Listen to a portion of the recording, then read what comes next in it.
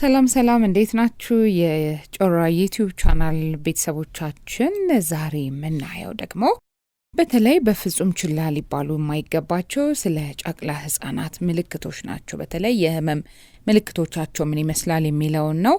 እናቶች እንግዲህ እነዚህ ምልክቶች ስታዩ ወደ ጤና ተቋም በመሄድ ሕክምና ልታደርጉላቸው ይገባል ማለት ነው። ታዲያ የቻናላችን ቤተሰብ ያልናችሁ ቻናላችንን ሰብስክራይብ በማድረግ ደውላን በመጫን ቤተሰብ መሆን ትችላላችሁ። እንዲሁም ደግሞ ሼር ላይክ አድርጉ፣ ኮሜንት ጻፉልን። ቀደም ብዬ እንዳልኳችሁ ዛሬ ጨቅላ ህጻናት ላይ የሚታየው ህክምና የሚፈልጉ ምልክቶችን ነው የምናየው። የጨቅላ ህጻናት መታመም ለቤተሰብ ከባድ ነገር ነው። ጨቅላ ህጻናት ሲታመሙ እንደሌላው እድሜ ላይ እንዳለ ሰው እንግዲህ የሚያማቸውን ስለማይናገሩ ሁኔታቸውን የበለጠ ከባድ ያድርገዋል ማለት ነው። ትላልቅ ሰዎች ሲሆኑ ወይም ደግሞ ከፍ ያለ ህጻን ሲሆን እዚህ ጋር ሞኛል እንዲያደርገኛል ብሎ ይናገራል። እነዚህ ጨቅላ የሆኑ ህጻናት ግን ያንን ነገር ማድረግ ስለማይችሉ ህመማቸው ከባድ ይሆናል ማለት ነው። ስለዚህ የህፃኑን መታመም ቀድሞ ለይቶ ማወቅና የወላጅን ኃላፊነት ይሆናል ማለት ነው።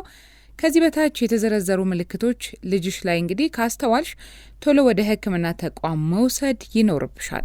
ለሴት ብቻ አይደለም ለአባትም ጭምር ነው።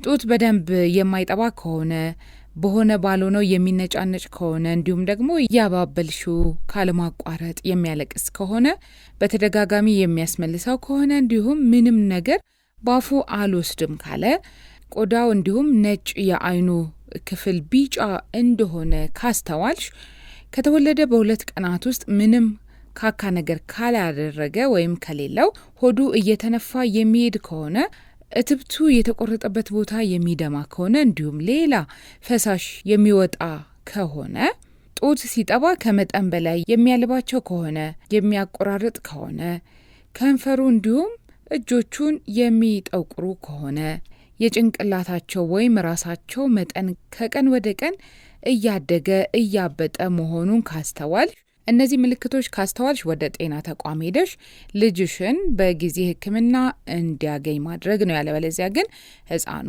ለሞት ይዳረጋል ማለት ነው። እነዚህ ምልክቶች ካየሽ በደንብ ደግሞ አጽንኦት መስጠት የምፈልገው ልጆቻችሁን በደንብ ማየት፣ መከታተል፣ ትኩረት ማድረግ የሆነ የተለየ ነገር ስታዩ በደንብ እዛ ላይ ትኩረት አድርጋችሁ ወደ ጤና ተቋም ወስዳችሁ ህክምና እንዲያገኝ ማድረግ የእናቶች ኃላፊነት ነው ማለት ነው። አባቶችም ኃላፊነት አለባችሁ። ችላ የሚባል አይደለም። ስለዚህ ልጅሽን ታደጊው በጊዜ ማለት ነው።